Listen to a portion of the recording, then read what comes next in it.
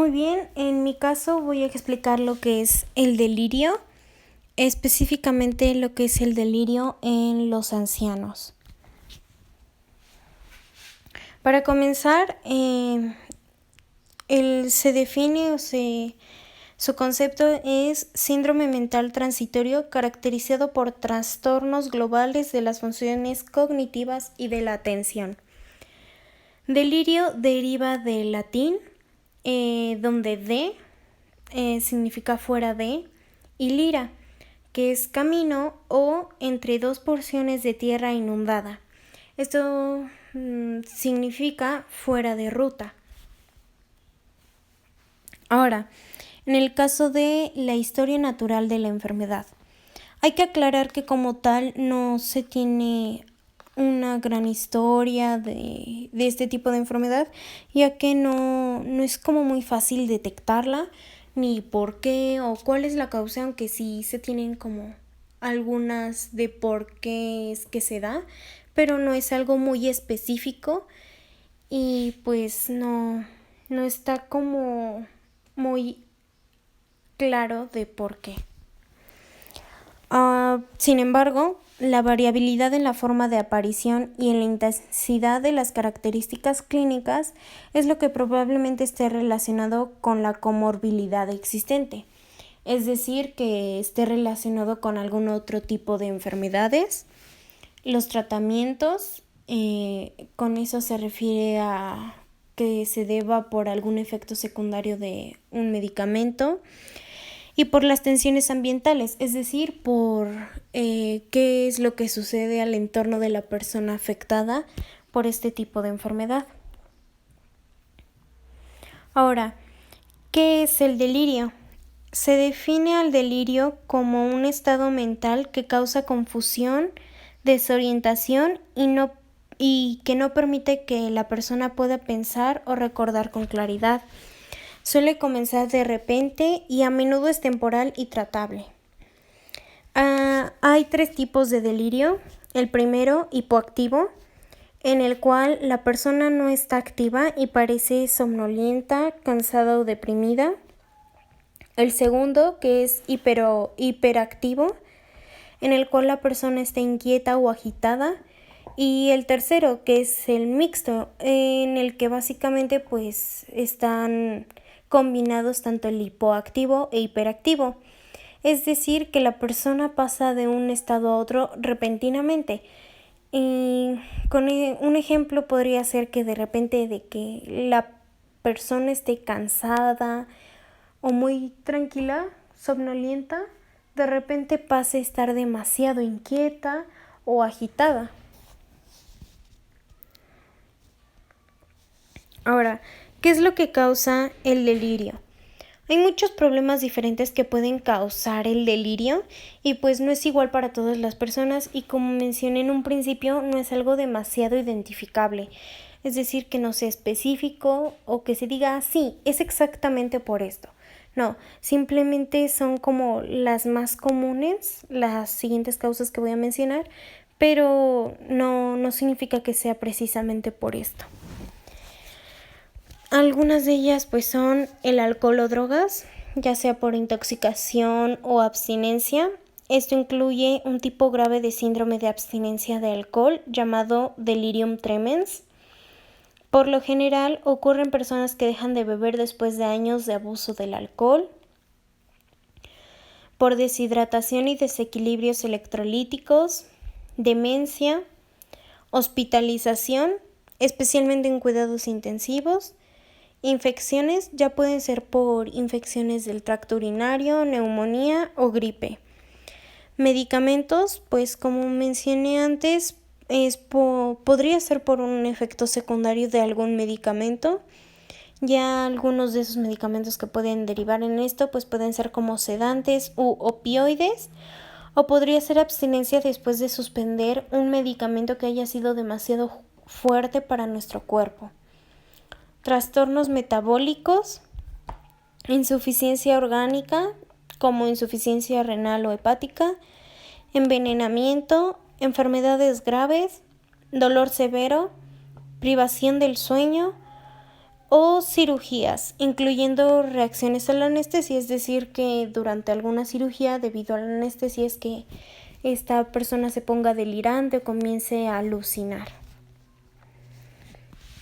Ahora, ¿cuáles son los factores de riesgo y quiénes pueden estar en riesgo de esto? Hay ciertos factores que pueden poner a una persona en riesgo de delirio. Sin embargo, tampoco es muy específico o que sea muy general, sino que es muy variable y no es igual para todos.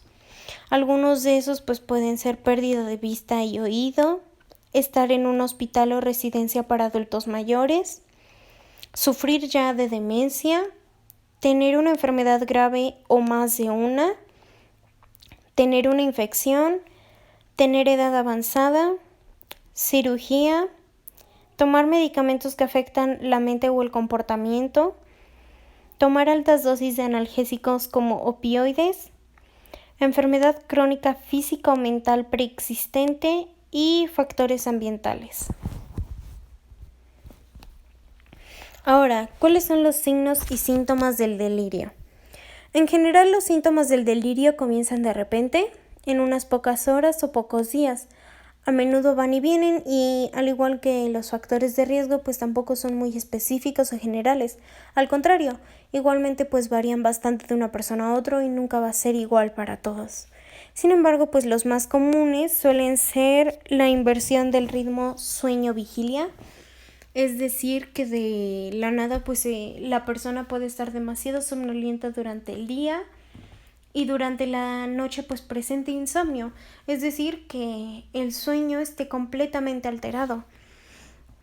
También que haya una desorientación espaciotemporal, que la persona no sepa dónde está, ni en qué lugar, con quién, no sepa en qué año vive, el día, ni la hora.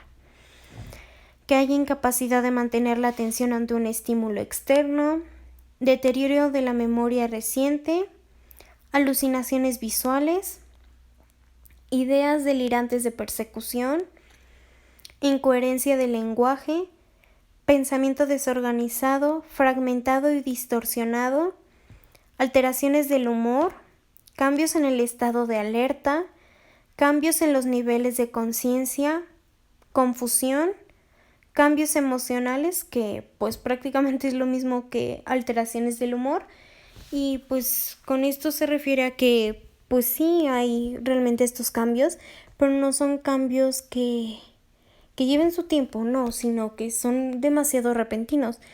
Es decir, como que de la ira de repente pase a la depresión, que también se presente agitación, irritabilidad o sobreexcitación, e incluso pueden estar demasiado eufóricos a veces. Y pues también la incontinencia, que probablemente sería la única que se podría identificar como un signo. Ahora, criterios para el diagnóstico. En el caso de dar un diagnóstico correcto, pues se deben de tener en cuenta estos 4 criterios. El primero, alteración de la conciencia con dificultad para centrar, mantener o dirigir la atención. 2, cambio de las funciones cognitivas, que es memoria, desorientación, lenguaje o percepción. 3, la alteración se presenta en un corto periodo de tiempo, horas o días, y puede fluctuar a lo largo del día. 4, demostración que el cuadro es efecto fisiológico directo de una enfermedad médica. Con el cuarto, pues, es verificar que no sea derivada de alguna enfermedad mucho más grave. Y en ese caso, pues ya se tiene otro tipo de criterios para que se trate tanto el delirio como la enfermedad que genera esta. Ahora, criterios para el diagnóstico debido a enfermedad médica. En este caso es que ya con el cuarto criterio anterior, pues se haya identificado pues que hay otra enfermedad detrás, que hay un trasfondo de una enfermedad u otro padecimiento que puede ser mucho más grave o no. Entonces pues ya se tiene que tratar tanto el delirio como la otra enfermedad que es lo que genera esto. Igualmente son 4 criterios. El primero, que es alteración de la conciencia, disminución de la capacidad de atención al entorno con disminución de la capacidad para centrar, mantener o dirigir la atención. El segundo, cambio en las funciones cognitivas, es decir, déficit de memoria, desorientación, alteración del lenguaje o presencia de una alteración perceptiva que no se explica por la existencia de una demencia o en desarrollo de esta. Tercero, la alteración se presenta en un corto periodo de tiempo, habitualmente en horas o días, y tiende a fluctuar a lo largo del día, es decir, que puede llegar a cambiar, no se mantiene igual. Y el cuarto y último, demostración a través de la historia natural de la enfermedad o clínica, de la exploración física y de las pruebas de laboratorio de que la alteración es un efecto fisiológico directo de una enfermedad médica. Es decir, que ya se hayan realizado pruebas que comprueben que se deba a otra enfermedad. Ahora, a continuación se presenta una pequeña tabla que muestra lo que es un envejecimiento normal, cómo es que hay una disminución en ciertos transmisores que se deben debido al desgaste del cuerpo, ya por la edad, que es la vejez.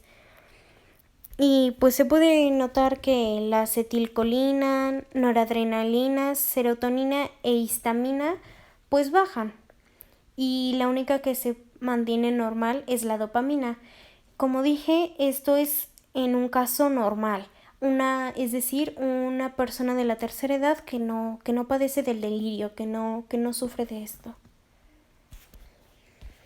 Ahora, en el caso de fisiopatología, hay una teoría que se llama teoría de disfunción cerebral que explica que el delirio se debe a un trastorno focal de las vías nerviosas, es decir, las causas eléctricas del cerebro, o bien de los neurotransmisores. En otras palabras, se refiere que hay un fallo en el sistema nervioso central, que es lo que provoca esto. Ahora, para el diagnóstico clínico, para dar un diagnóstico acertado, que esté bien, se debe de definir el síndrome patológico, identificar las manifestaciones psíquicas acompañantes, identificar la enfermedad sistémica de base y establecer la relación entre el cuadro psicopatológico, enfermedad de base y enfermedades comórbidas. Ahora, para métodos diagnósticos. El método de diagnóstico la prueba con la que se suele más identificar el delirio es con la prueba denominada CAM, por su nombre en inglés de Confusion Assessment Method. Esta prueba o este método es bastante sencilla, reproducible, universal, útil para aquellos profesionales no expertos, es decir, que ayuda a cualquier médico a realmente identificar qué es lo que sucede. Una sensibilidad entre 94% o 100% y una especificidad entre 46% y 95%. Ahora, la prueba CAM, para que se realice, se deben de tener en cuenta 4 puntos, los cuales están denominados como A, B, C y D. El A, que es inicio agudo y curso fluctuante, es decir, desde en qué momento parte, cuánto dura y cómo cambia.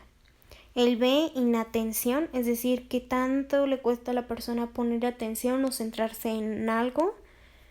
C, pensamiento desorganizado. Y D, nivel de conciencia alterado. El diagnóstico se realiza o se identifica que la persona padece de delirio si cumple con mínimo 3 puntos de estos 4. Es decir, que sea A, B, C o D. También existen otros métodos de diagnóstico, que son los que se muestran en esta pequeña tabla, los cuales han sido desarrollados durante diferentes años por diferentes especialistas. pero usualmente siempre la que se utiliza o la más utilizada es la CAM, ya que es como la más acertada. Hay que aclarar que todas estas pruebas se realizan por medio de entrevistas o observaciones. No hay exactamente alguna prueba como alguna química sanguínea que te diga, no, esta persona tiene delirio. No, usualmente solo es por entrevista y observación. Y toma su tiempo realmente porque igualmente puede ser alguna confusión o puede que hayan síntomas parecidos con algún otro padecimiento mental, lo cual pues sí se debe de analizar con cuidado. Ahora, para el tratamiento. Existen dos formas de tratamiento, que es el no farmacológico y el farmacológico. Para establecer un tratamiento adecuado hacia la persona, dependiendo de cuáles sean sus síntomas y por qué, pues se debe de dar un diagnóstico precoz, reconocer cuál es la causa de que esta persona presente el delirio, medidas de soporte y tratamiento de la agitación, y en el caso de que se vaya a utilizar un tratamiento farmacológico, pues se debe de dar con fármacos neurolépticos. Ok, para el tratamiento no farmacológico se debe de tener en cuenta la siguiente tabla, en donde en el lado izquierdo se muestra el factor de riesgo identificado, es decir, lo que causó que la persona presentara delirio, y del lado derecho el protocolo de intervención, es decir, cómo es que se va a tratar. En el caso de un deterioro cognitivo, pues se debe de dar una terapia de reorientación. Es decir, que a la persona se le explique el tiempo, lugar, el equipo de atención y familiares. Y pues básicamente es eso, explicarle qué es lo que pasa, dónde está, el lugar, todo ese tipo de cosas. Ahora, en el caso de deprivación del sueño, se debe de seguir un protocolo de sueño no farmacológico. Es decir, proporcionar la persona o organizarle su tiempo de sueño sin el uso de algún medicamento y estarlo acomodando de tal forma que la persona pues no esté demasiado agitada, inquieta o demasiado somnolienta. Ahora, en el caso de inmovilidad pasiva o activa, pues se debe de dar una terapia física que sea eficaz y evitar restricciones físicas. En el deterioro visual, pues se debe de tener ayuda y apoyo por parte de algunas gafas o lentes. En el deterioro auditivo, pues se debe de dar el uso de amplificadores portátiles.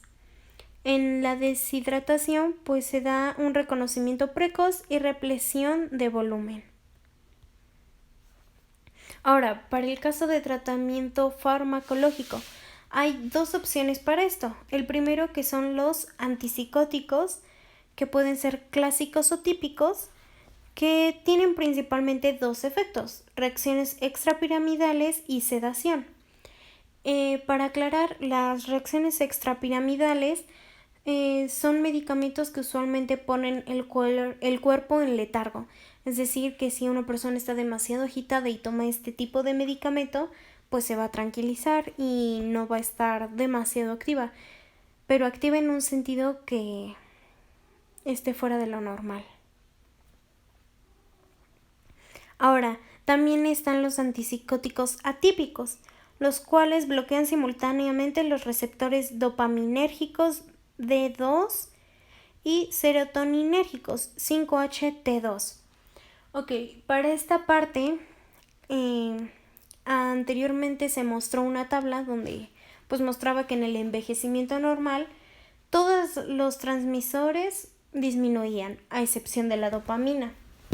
Ahora, en el caso del delirio, la persona, en su caso, pues los transmisores que aumentan o se alteran enormemente son la serotonina y la dopamina. Y se usan los antipsicóticos atípicos cuando pues obviamente se nota que estos dos transmisores aumentan demasiado. Y pues estos antipsicóticos, su función simplemente es bloquear o disminuir pues esa segregación de de hormonas. Ahora, otro tipo de tratamiento farmacológico es la risperidona, el cual es el más extensamente estudiado en y para pacientes ancianos, ya que es el que aparentemente les suele funcionar más. Presenta una eficacia en la disminución de brotes psicóticos, agitación, delirio y agresión. Se suele dar o administrar en una dosis de 1 a 2 miligramos al día y demostró ser más efectiva en la reducción de los síntomas. También pues se tiene aclarado que 1 miligramo al día representa la dosis óptima del balance eficaz y de mantenimiento. Bueno, en este caso sí está como muy resumido el tema, pero no hay mucho que tener en cuenta. Y pues eso fue todo. Gracias por la atención.